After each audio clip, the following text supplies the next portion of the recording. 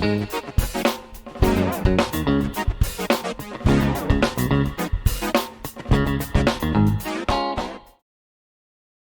and welcome to Take a Beat. My name is Tirza and I am the digital pastor at IES. And Take a Beat is an IES podcast where we invite you to come and take a little break, chat about things that matter, only to launch ourselves back on the beat. Well, today we have one of my friends here with me. And so I'm going to let you introduce yourself. Yeah. My name is Erna. I am a teacher and I have 2 girls and I am loved. Yeah. I love that. Yeah, I am loved. Yes, you are, actually. So wait, when did we first meet? Because I think we've interacted a little bit when we were all in IES before we all. I think UOB. Okay. Yeah. Yeah. UOB days. Yeah. Because actually, one of the memories that is very vivid is when your husband passed. Mm-hmm. Yeah. And we were all like, oh, this is so sudden, everyone. And so we all kind of went to, and everything, I feel like everything happened so fast. Yeah. And I remember the girls were still small. So actually, that's what I kind of wanted to talk to Erna about. Is I call her my grief buddy, and we'll talk about that later. But so tell us a little bit about what happened. I don't want to be the one who tells everyone. So my then husband and I, we were teachers at a school, and it was during a school day.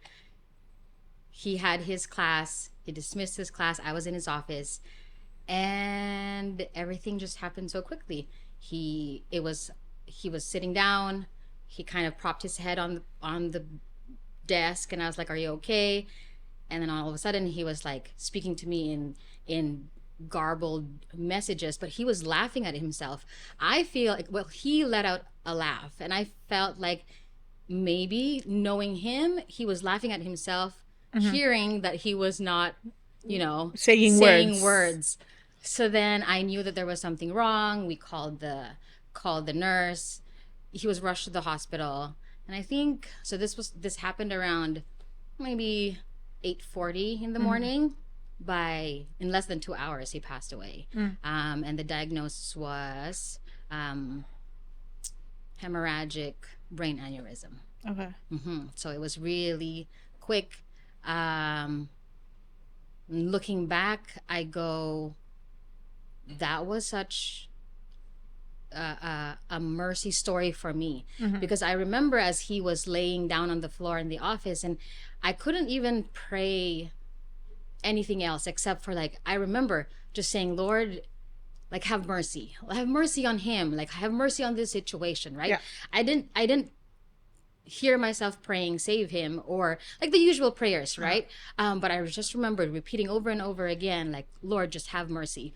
And looking back now, I do think that was my mercy story and his mercy story, because a few months after I got the medical report, and every single thing that was on that paper would have been, had he survived that thing, he would be in a vegetable state. And then having to navigate life in a foreign country, life with 2 young kids, and teaching full time at the same time, Teaching music. And then you have somebody that you have to take care of 24/7.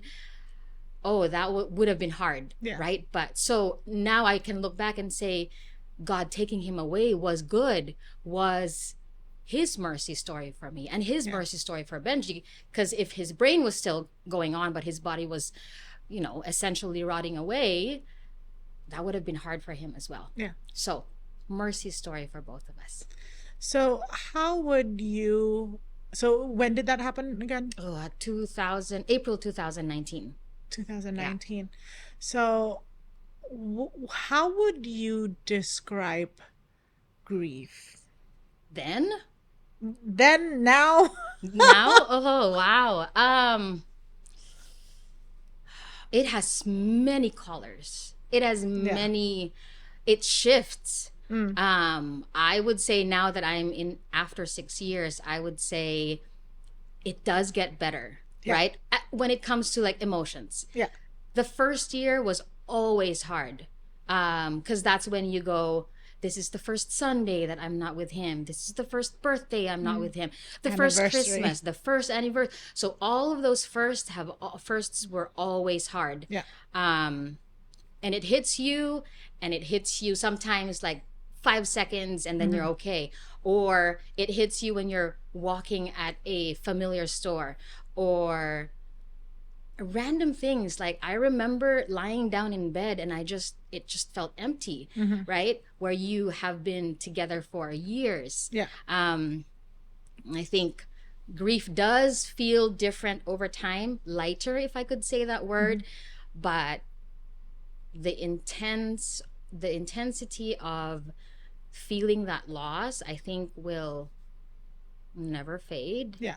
I think because you've loved, right? You've given yourself so much.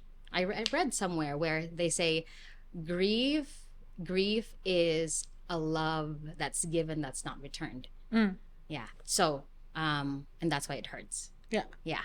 And so a lot of the times, and I've kind of gone through some things too. And a lot of the times people who are maybe on the outside and not understanding kind of look at grief as, oh, there's stages of grief, and you just go through that, and then once you've graduated through the grief process, then you're done. Yeah. And then you move on. No. And so how would you respond to that? I don't know. Each person has a phase. Yeah. Right? And each person heals at the time that whatever however time many time time that they need. Yeah. But does missing someone though mean that you have not moved on? Like, I don't know. I think the world paints grief as stage 1, stage 2, stage 3, and you've graduated and you shouldn't be talking about it anymore. Yeah. Right? But I feel like the most healing comes in when everybody talks about it. Yeah. When the person who is suffering can freely talk about it in a safe space. And while the world sees that as something that's like a weakness, I see it now as your it's strength. Your visible strength by talking about it comes from your unmistakable weakness. Yeah. Right? And if you see that come together, I think you are mirroring who God is and what God can do to your life. Wow. Yeah. Though absolutely. I'm like, agree 100%. I think, well, let me ask you this. So there's so we've been friends for a little while, and so obviously I follow you on social media, and so you would do these writings, and I have seen the writings go from a certain, like you I feel like you name them, it's sort of like a collection of writings, in yeah, the phases that in I've been the in, different phases that Yeah. you've been in. Yeah. So talk to me about all of the phases, because Okay. this is actually, I think I told you I wanted to talk about these phases. Yeah. What was the first one? I never thought that I would be writing. I am never a writer. Growing up, you know how you know in school what your strengths are? Yeah. Writing was never one of them. I come from a family of three sisters. My eldest sister was the writer. She was the academic person, Okay. right? So I never thought that I would be doing this until Benji passed away. And I could only attribute that to one of the things that when God says, hey, I will turn your mourning into joy. I am going to turn your ashes into beauty. I think this was one of the things that came about after Benji passed away. And so, aside from me being able to express it with a group of friends, that really helped me, I started writing. And the title of my, like, or the big, how do I say, topic that I wrote it with was, This is the first one, yeah. this is the first one, Ramblings of a Broken Heart. Because I was broken. Yeah. I didn't know how to navigate life. I didn't know how to parent, to single parent, right? I didn't know how to be a teacher who always had Benji as the boss. That was difficult for me to navigate. I remember the first time I had to sing again at UOB. Yeah. And I had to harmonize with Pastor Misha. I could not find the harmony because I was so used to... His voice is not Benji. Yeah. Yeah, because I was always been like, I always listened to his voice and I knew how to do it. Yeah. There were so many things that was such a big adjustment for me. And so Ramblings of a Broken Heart came about just from the brokenness that I was going through. Whether it was complaining to God and saying, what is this? Why did you do it? Why is this? Yeah. Right? To like, I can't do this. Or there's such this huge silence in my life. Where are you, God? Right? So that was Ramblings of a Broken Heart. But I always ended it with, okay, you said this is who you are. Then help me in my anger, help me in my whys, help me in my, this struggle that I am going through. Yeah, so that was pretty much, I think it was the first 2.5 years of just writing the brokenness of... It's like ending it with, Lord, I believe, help my unbelief. Yes, right? Yeah.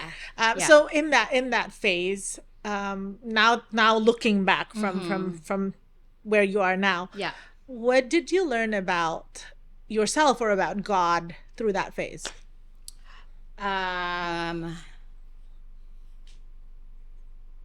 he's very personal. That my strength is not my own. Yeah. I've learned that he redeems what we think is desolate. He redeems what we think is hopeless. That there is a beautiful story always. Yeah. I remember, if I could share this, I resented, if I could use that word, and I know God laughs at me with this one, but I resented for a time the verse that says, "Oh, your present suffering is nothing compared to the glory that's gonna be for."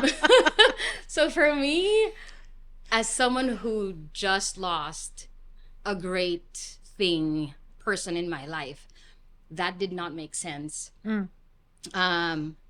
Like, how do you say, where's the glory in being a widow, right? Where's the glory at being an orphan? Where is the glory when you're crying, when you think that, how can you navigate life? Yeah. And yet you say there's glory in it. Like, come on, God. Yeah. Or sometimes I would say, fast forward it, because I don't want to go through this anymore. I get it. I want the glory now. Yeah. Can we mark this done and the good part, right? But now I look back and I go, every single thing was important for my growth. Every single chapter, it was a necessary chapter. Yeah. For me to be able to grow. You can't fast forward it. You can't. You can't. But I also learned to rely on praise. I think that's one of the other beautiful things that came out. I knew that growing up, I always had a heart for songs that that like presented yourself to God. Yeah. I had a thing for that, like Yeah. the hymn that goes, "Take my life and let Let it it be." be. I loved that as an elementary kid. And then when Hillsong came up with the Potter's Hand, right? Like those were heart songs for me. Yeah. And it got tested when this happened to me. Like, okay, you say you want me to, mold you and take your life as it Yeah. is. Eh, where was I going? Oh, then praise is what got me through, and it is still what's getting me through the things that in life. Sometimes praise or worship, right, can be a loud thing Yeah.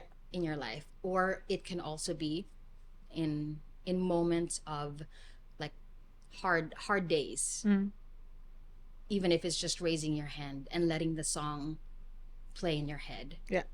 And I've learned to do that in every situation that comes up in life, because life can get hard. Yeah. So, what was the second phase? The second phase then was when I would post stuff and then people would comment saying, and I think it comes from a good heart, Yes. from good intentions, Yes. right? But then I would see people say, "Oh, I am praying for you," or sentences or phrases that would seem like I am still in the first phases of grief. Yeah. And I wondered, do you just read Ramblings of a Broken Heart and then just comment? Or do you not read the entire thing? Because while the first part is all about me saying, "God, where are you?" the second half is what God has been doing in my life. And so I was like, Lord, should I change the title of my thing so that people will not think that yes, I'm still broken, but not really, right? So then I changed it to Ramblings of a Ransomed Heart, because God has, swept in and shown me so many things that are beautiful and out from what I have discovered. I mean, experienced. So Ramblings of a Ransom Heart kind of continued for maybe a year and a half. So, what was going on in your life around then? Like, what was the new things, the lessons, the. That was more on living the life of me taking hold of, I'm a single mom, right? Yeah, I'm a strong woman, I can take care of 2 girls, and a full-time teacher at that. And just all of the beautiful things that God has been doing in my life. Yeah. Yeah. Was this also around the same time you introduced Muay Thai to me? Maybe. No, that was good. And then wait, how many faces are there? How many titles are there? Oh, I'm on my 4th one. Yes, because we just started this one. Okay, yes. So what's the third one? Well, the third one, I titled it Lessons from Porcupine Hugs. Why porcupine hugs? Porcupines are cute and cuddly if you look at the cartoon version of it, right? Right. But they're prickly. And I kind of likened it to life. Okay. Where you can either look at life in this whoopity doopity, kind of everything's okay, but actually there are pricks that that come your way. And those are the lessons that I have learned in all areas of my life, that learning how, again, parenthood, being in a community, parenting teenagers. So teaching teenagers. Gotcha. Yeah, so just lessons in life that I have picked up, that God has, laid out for me to see and learn and So what's the appreciate. big thing that you learn about God in the porcupine In the hugs porcupine section? hugs. Oh, I would say um, trust. Mm. It's so hard to trust the Lord. I kid you not. Thank you for saying that, It- because sometimes I think people like to kind of gloss it over and say, "Oh yeah, we trust God," but I'm like, yes, right? there are But prickly areas where yes, it's difficult. yes. And if you are in a situation where you really have to trust the Lord, that's when it's hard. Yeah. And and it's funny how you think you've learned your lesson how to trust the Lord the first time around, but when another situation comes up, it's hard all over again. You're right? like, I thought I got this. I ain't got this. Yeah, yeah. So I think that would be the biggest Yeah. theme in that in that season of writing. So what's this new title? Oh, it's really new. Now that my eldest daughter has graduated and she's off to university, I know. And then my youngest is entering high school. And it's just a different phase of, I feel, my life where, wow, this is something new to me. Yeah. I think I entitled it. I'm sorry if I can't remember.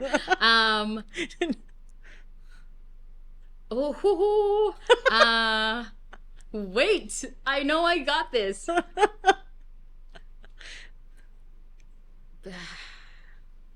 Why can't I remember it? I don't know. No, mostly also I was writing and telling you about it, and I was like, I can't remember the fourth one. What is Wait, the fourth I one? think I have it in my notes. Can I just quickly get it? It's called Half-Packed Thoughts, Vagabond Mind, Rooted Heart.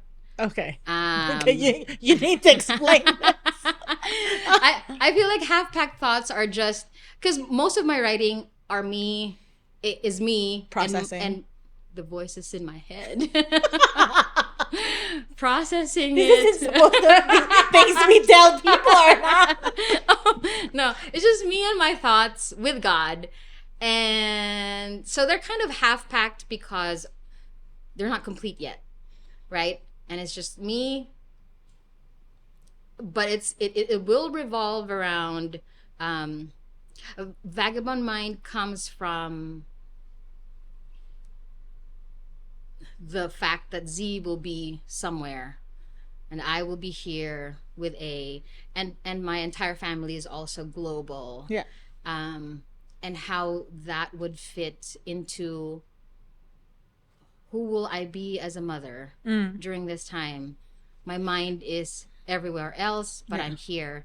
Rooted heart, because that's twofold, because A is still here with me. A is my second daughter. But also rooted in Christ and rooted with the fact that I will continue to trust the Lord even if there are times where it's so hard. That I will continue to be rooted in my faith and declare God's glory because it is a story to tell. Yeah. Yeah. Absolutely. Uh-huh. Love that. Yeah. And also in this season of life, you're also doing some of the same work that your late husband Yeah. did. So That's another story. I feel like, so backstory, he was the music director. He was the ministering arts coordinator Yeah. in the school that we were, he was. How do I say? no, I get it. When I talk about my parents, I don't know what tense to use. So Yes. So he was the ministering arts coordinator. I was under him in the same department, right? Just a short background story. I was doing my master's in education the year before, and I was telling him how this new desire to be in homeroom was birthed in my heart, and I was like, but that means I won't be teaching music if I did go into this one. And he goes, go for it. Like any professional development is great. If it's for you, God will open the doors. If it's not, then, you know. Yeah. So then I went to my head of school and I kind of said what my desire. And of course, you know, he said, I don't want to throw you under the bus, saying yes immediately. And then 3 months into the school year, you're like, I can't do this anymore, right? So I said, why don't you observe a couple of classes and then you teach at the same time? I said, okay, I think I can do that. So we did that, and by March, all of the, you know, as a teacher, they would observe you and the leaders will come and say, okay, she's a good fit or not. But when April rolled in, that's when he passed away. So now everything went into a full stop, right? Because then the school was like, we knew what we wanted to give you, but because of what happened, we don't know what's going to happen, right? So one of my leaders came to me and said, hey, we have decided what we wanted for you before Benji passed away. But we want to give you the opportunity to choose. Like, would you want to take over his role or be in second grade? And I said I wanted to be in second grade because I'd rather deal with the newness of everything rather than be in the same department, and like I just could not do it. So to me, 8th floor, where his office was and where he essentially, you know, everything happened there, was such a great reminder of death for me. Where he suffered, it was a place of, if I could use the word, trauma, right? And everything ugly that happened after. Grade 2, going into grade 2 was to me like a good pause, a good silence, a good time to grow and heal. And little did I know that God would again lead me into an opening for the same position 3 years after. On the 8th floor? On the 8th floor. Okay. And I was talking to another pastor friend and I go, okay, people have been telling me and people have been praying about this. Should I get this job? And one of the questions he gave me was, which position would show God's redemption story more? And then that was I was afraid. I was afraid to even apply for the position because in my head, Benji was the standard, right? And I could not do the things that he could do. And there were all these thoughts of I could never do great things. I could never, it's just a list of things that, you know, and now I can say Satan was the one who was like, you know, shutting it down. But man, what a great story to say, I took the position and show God's redemptive story in that office where it once reminded me of death and loss. And now it's a place where I can bring life to the students that come into that classroom. Absolutely.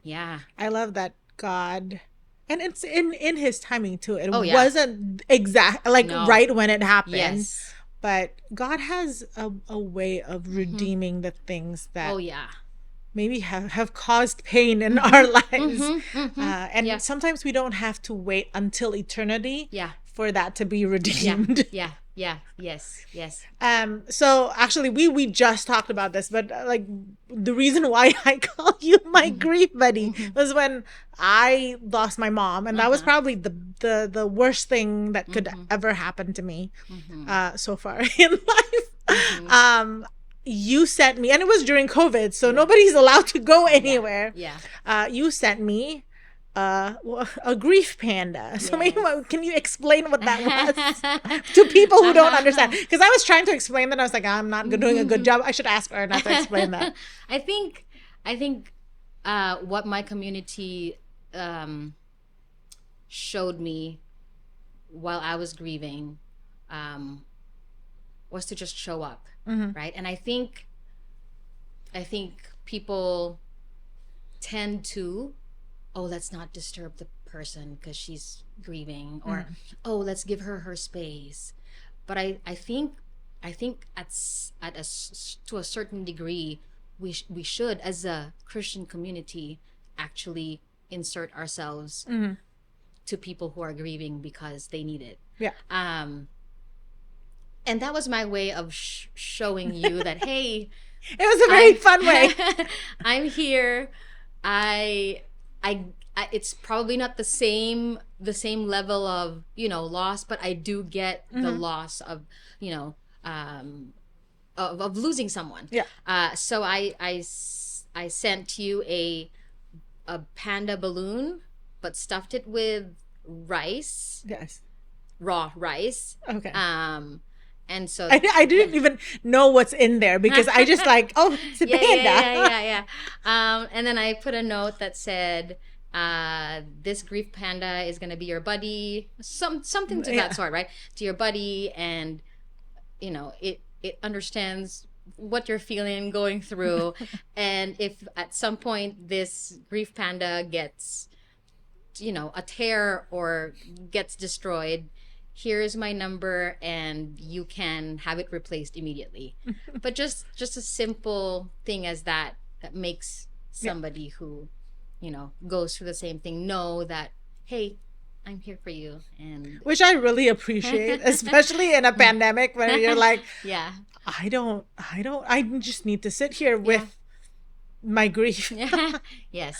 And so let me ask you this: how have your story or your life, how have you seen God use your story to encourage other people? So when I write, I usually just write it on, and post it on Instagram or Facebook. And coming from a global family, I have some friends who are, All over the from place. all over the world. I would get messages from, DMs that would say, hey, that really resonated with me, or thank you for reminding me that God is there. And even though it's a different color of grief, not losing someone, or maybe it's a grief of, I don't know, losing a job, or something that you mourn over, they appreciate that I point things to Christ, and so it's a reminder for them as well, to look to Christ, and that's the whole point, right? Yeah. Like, we as Christians, we should be mirrors of who God is and His active work in our lives. Yeah. And you share a bit of God's glory. That's right. And I go back to that verse that I abhorred. Oh, this is a different part now.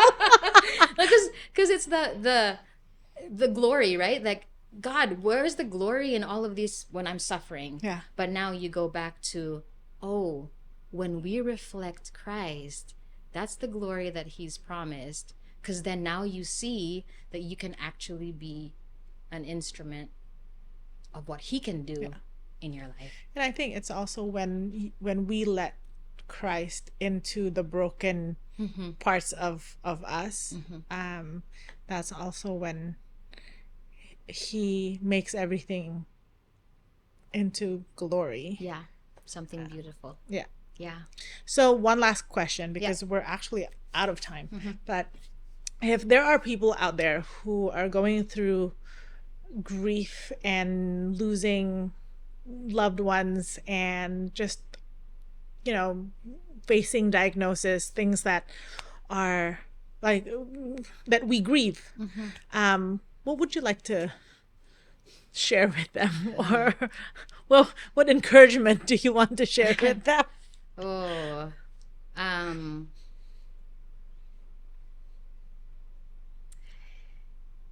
even if it doesn't feel like it,